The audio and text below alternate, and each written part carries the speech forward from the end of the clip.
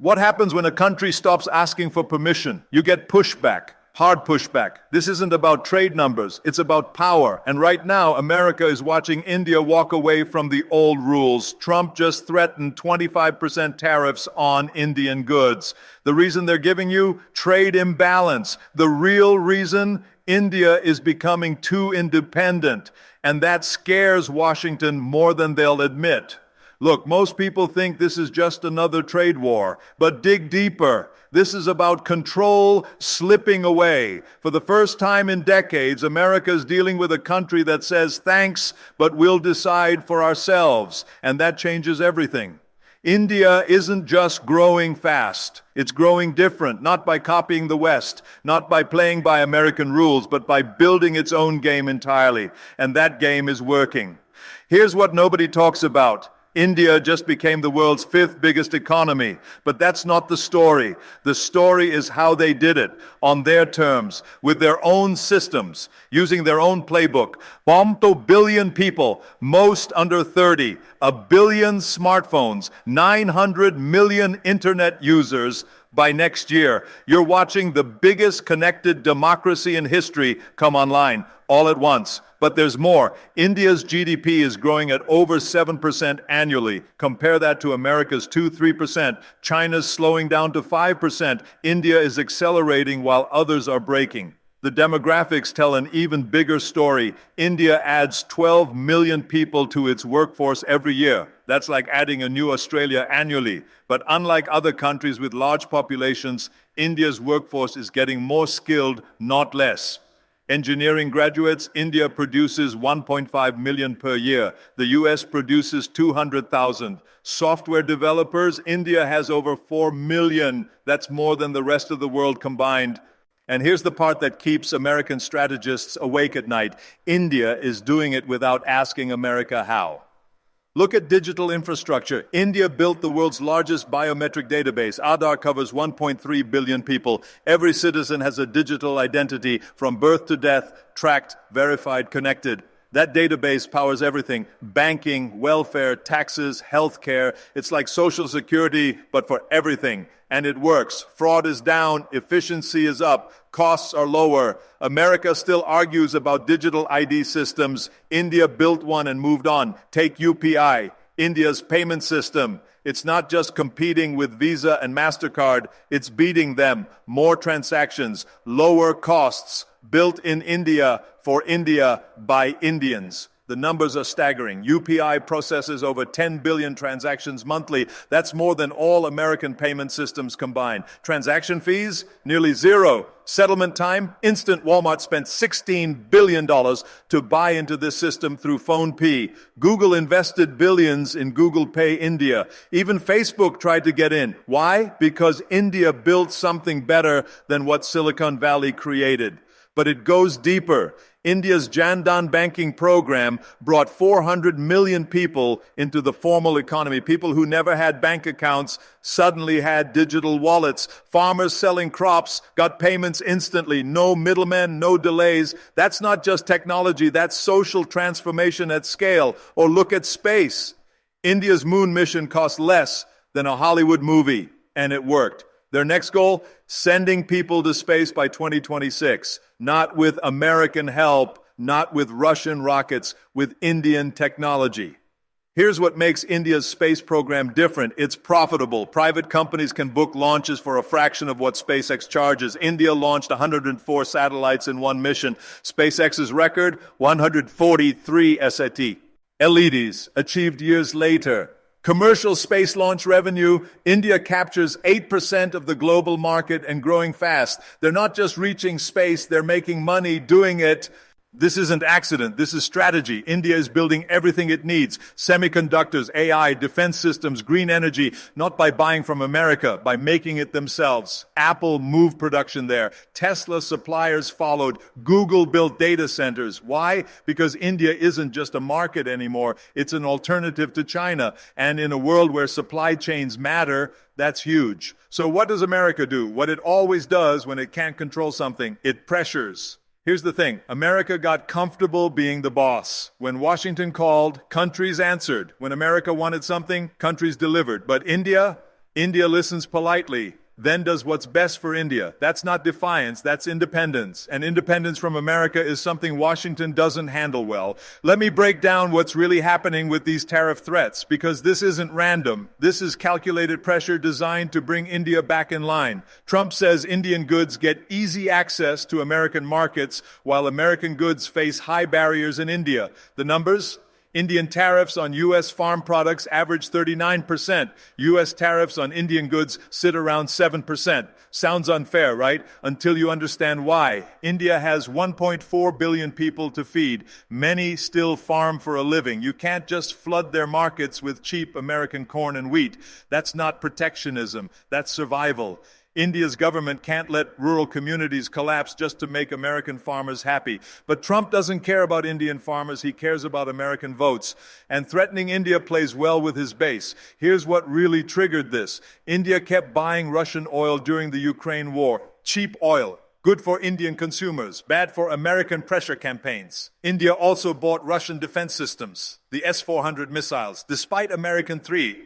Odds, despite sanctions warnings, India bought them anyway. Why? Because India doesn't outsource its security decisions to Washington anymore. America wants India as a partner against China. But America also wants India to act like a junior partner, to follow American leads, to choose American sides. India's response will partner with America, but will also partner with Russia, France, Japan, and whoever else serves our interests. That's called strategic autonomy. And it drives American policymakers crazy. Think about it from America's view. For decades, countries had to pick sides, Soviet or American, communist or capitalist. You were in one camp or the other. But India picked itself. And that breaks the old system completely. So Trump goes public with tariff threats, not because India's an enemy, but because India won't be a dependent ally. And for America, that's almost worse. Here's what people miss. India isn't playing the old game anymore. East versus West. America versus China. Those are 20th century rules. India is building something new, a network approach. Work with everyone, depend on no one, and that approach is spreading. Look at the numbers. In 5 years, India signed major deals with America, France, Israel, Britain, and Japan, all while keeping ties with Russia. The Rafale fighter jets from France, not just a purchase, a technology transfer. French engineers trained Indians. Indians learned to build advanced systems. That's partnership, not dependency. With Britain, India signed a 2030 roadmap, cyber defense, AI, clean energy, digital trade, long-term cooperation built on equality, not hierarchy. Israel became India's biggest defense partner, but India didn't just buy Israeli drones, they co-developed them, built manufacturing capacity, created jobs at home. This is the new Indian strategy. Don't just import, co-develop, don't just buy, co-create, build local capacity while building global partnerships. By 2025, over 70% of India's military budget went to domestic production. Indian companies aren't just making for India anymore, they're exporting globally. On trade, India moved fast. Deals with UAE, Australia, South Korea, not just AGR, immense. Supply chain partnerships, energy alliances, digital corridors. India didn't wait for global consensus. It built regional strength, connected with Africa, Southeast Asia, Latin America, infrastructure projects, education programs, medicine access, not to dominate, to collaborate. This is what Washington sometimes misses. India isn't rejecting the West. It's balancing the world. India still works with America in the Quad alliance, still invests in U.S. technology, but it also buys Russian oil, uses Israeli defense tech, and signs climate deals with Europe. That's not confusion. That's choice. The freedom to pick what works without asking permission. And honestly, that's what every country should want. Sovereignty without isolation. Partnership without dependence. When Trump pressures India to fall in line, he's really saying America doesn't want India to have choices. America wants India to walk America's path. But that's outdated thinking. This century belongs to countries that can adapt, collaborate, and lead on their own terms. And India is doing exactly that. So is America losing influence? Not entirely. but the monopoly is over. America still has the strongest military, still has deep alliances, still shapes global culture, but when it comes to making other countries do what America wants, that power is fading. Take currency. The dollar still dominates global trade, but more countries are exploring alternatives. India and Russia trade oil in rupees. UAE and India use rupees and dirhams, skipping dollars entirely. That doesn't kill the dollar tomorrow, but it signals something bigger. Countries want options, and options mean independence. Look at BRICS. Brazil, Russia, India, China, South Africa, and others. They're building their own payment systems, their own development banks, their own trade networks. America isn't part of those conversations by design. India hosted the G20 and made its vision clear. The global economy shouldn't center on Western dominance. It should center on shared growth, digital inclusion, and resilience. Here's the difference. America still thinks influence works top-down. You're either with us or against us. But countries like India see it differently. Influence is a network of trust, not a chain of command. India's approach is simple: multi-alignment, trade with America, buy defense from Russia, build solar with UAE, partner with Japan on chips. That's not disloyalty, that's smart policy in a connected world. For America, that's hard to accept. It means American playbooks don't work anymore. A decade ago, America could get what it wanted with phone calls. Today, America has to compete on price, influence, and diplomacy. So is America losing influence? It's not collapsing, but it's no longer the only decision maker. In a world where India rises, Africa asserts, and Latin America reorganizes, American dominance isn't guaranteed. It's negotiated. The real challenge isn't India's strength. It's America's inability to adapt to a world that doesn't wait for instructions. Here's a phrase you hear in Indian policy circles: strategic autonomy. Simple words, powerful idea. Work with everyone, obey no one. For decades, the world was binary: American camp or Soviet camp. But countries like India are changing that equation. They're saying we want to be sovereign, economically, militarily, diplomatically. That's disruptive, not because it's aggressive, but because it's independent. The U.S. wants India fully committed to the Western Bloc, especially with China and Russia tensions rising. But India's answer is clear: we'll work with you, but we decide the terms. This became obvious during the Ukraine war. America expected India to condemn Russia, follow sanctions, cut energy ties. India didn't. Not because India supports war, but because India doesn't outsource foreign policy.